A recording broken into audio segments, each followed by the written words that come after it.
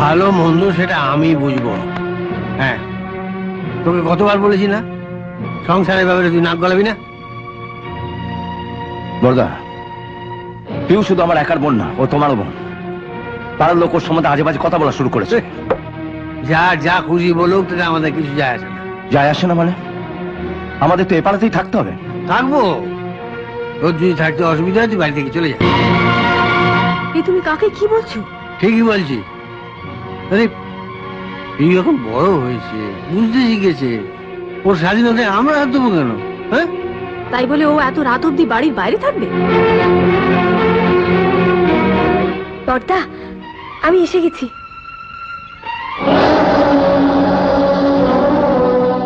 এত রাত্রে অব্দি ছিলি কোথায়? ওদিকে কি দেখছিস? আমার কথা জবাব দে। এত রাত্রে তুই ছিলি কোথায়? হ্যাঁ হ্যাঁ বরণ, শাসন করতে তো নিজের ঘরে গিয়ে বউকে শাসন কর। তুই বলে ভুলে যাচ্ছিস যে ওর বাবার এই বর্দা এখনো বেঁচে আছে। আয় পিউ, আয় আয় আমার কাছে আয়। আরে ভয় কি, চলে আয় আমার কাছে। বল।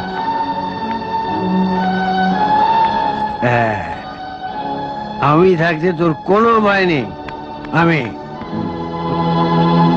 এখন শাড়িটা পাল্টে হাত মুখ ধুয়ে নি, যা।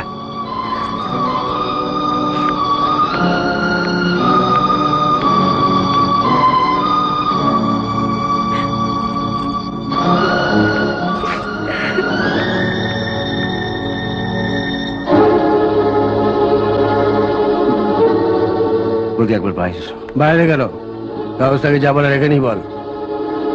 এখানে বলার হলো তো এখানেই বলতাম। চল। না, যাবে না। চলো তো। আরতি, আজ যদি ঘরের বাইরে পা রাখো, আর কোনোদিন তোমাকে ঘরে ঢুকতে দেবো না। ওর যা বলার এখানেই বলুক।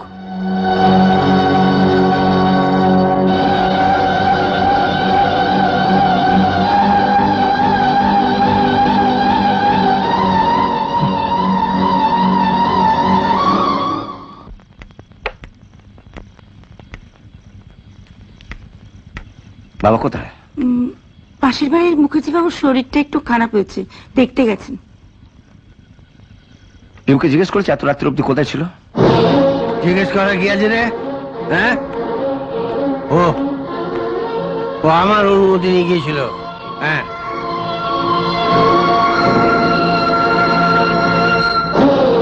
আমি কি জানতে পারি এত টাকা তুমি কোথায় পাচ্ছ?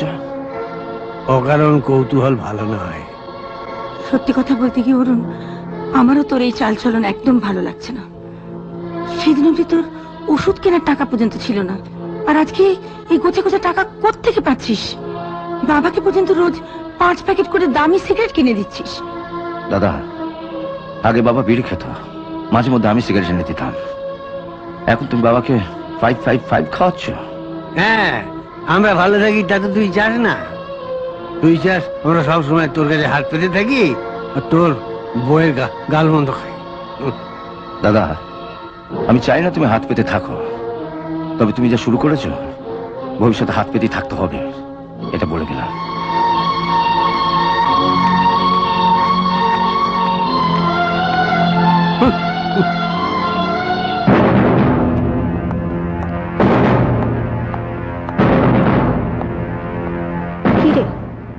আরো কিছু দে। বিধবা মানুষ, তোমার এত কিসের টাকার দরকার বলো তো? আছে আছে, দরকার আছে, দে। এর মধ্যে তোমাকে কত দিলাম বলো তো পিসি? টাকা কামানোর এই সহজ বুদ্ধিটা তোকে যদি আমি না দিতাম, তুই এত টাকা কামাতে পারতিস?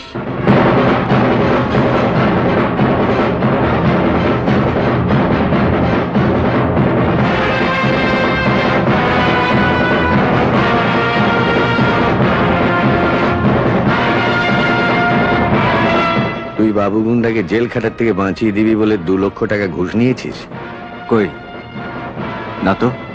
মিথ্যে কথা বলিস না রজত। মিথ্যে কথা কেন বলবো? তুমি পিসিকে জিজ্ঞেস করো না। তোর পিসি তো তোর মাথাটা খেয়েছে।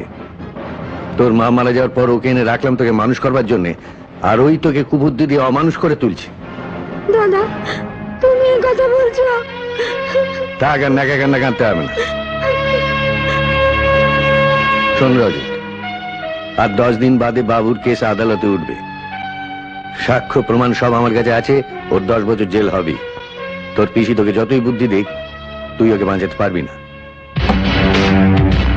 বাঁচাবই তোমাকে। বাবা তোমাকে কিছুতেই জেলে পাঠাতে পারবেন না।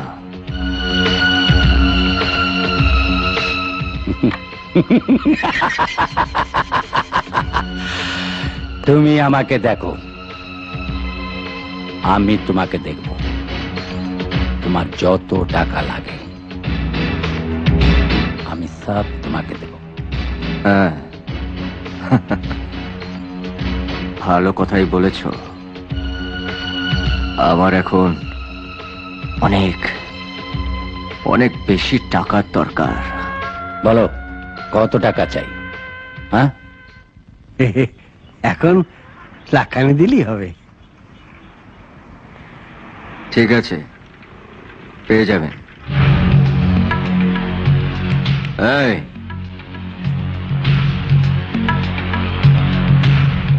এই প্যাকেটটা আপনি আপনার কাছে রেখে দিন। কি আছে প্যাকেটে? যা আছে আছে, আপনি বাড়িতে নিয়ে গিয়ে এটা লুকিয়ে রেখে দিন। ভেতরে কি আছে না জেনে? আপনার লাখখানেক টাকা দরকার বললেন না?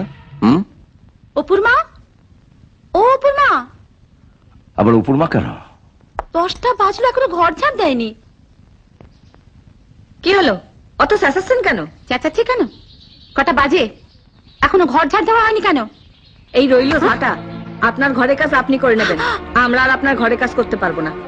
পারবি না? না। টাকার গরম দেখিয়ে আমাদের তাড়িয়েছেন, বড় বৌদিকে দিয়ে ঝিয়ের কাজ করিয়েছেন। এবার বড়বাবুর টাকা হয়েছে, বড়বাবুর হুকুম আপনাদের কোনো ঘরের কাজ আমরা করতে পারবো না। শুনলে অপূর্বার কথা? শুনলে একটা ঝি বলে কি না? ওর কি দোষ? ওকে দাদা যা বলেছে তাই করেছে। তাই বলে বাড়ির একটা ঝি? তুমি ওদের সংসারের কথা না ভেবে হুট করে তাড়িয়ে দিলে, তো ওরা তোমার সংসারের কথা ভাববে কেন? তাহলে এখন ঘর ঝাড় দেবে কে? দাঁড়াও, আমি ঝাড় দিয়ে দিচ্ছি। থাক। জুতো মেরে গরু দান করতে এসেছো? আমি তোমাকে জুতো মারবো কেন সাথী? বরং তুমি আমাকে জুতো মেরেছো, আমি কোনো প্রতিবাদ করিনি। প্রতিবাদ করনি? কিন্তু কি গো, তুমি বাবাকে কিছু বলবে না? তোমার দাদা হাতে কিছু টাকা পেয়ে যা খুশি তাই করে যাবেন? ওনাকে বলেও কোনো লাভ হবে না। শোন বরুণ, তুই বরং একটা কাজ কর, যত তাড়াতাড়ি পারিস এই বাড়ি ছেড়ে চলে যা।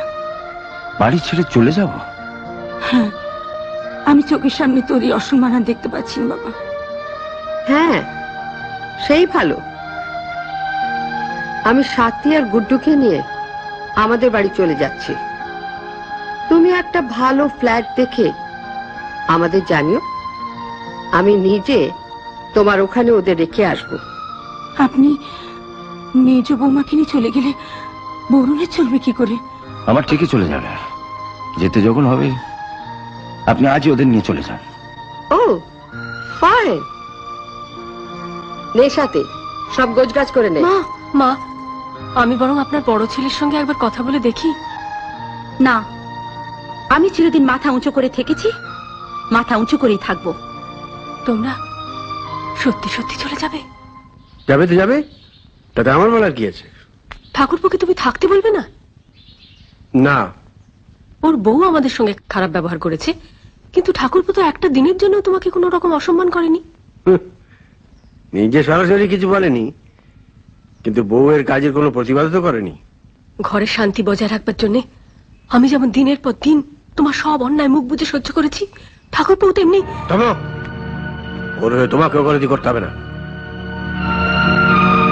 শোনো, বিয়ের পর থেকে খুকু কখনো বাপের বাড়ি আসেনি। বরুণরা চলে গেলে ঘরটা খালি হয়ে যাবে, তখন ওদের এটা চিঠি দিয়ে দেবো। কুকু আর অয়ন এখানে এসে মাসখানেক থাকবে।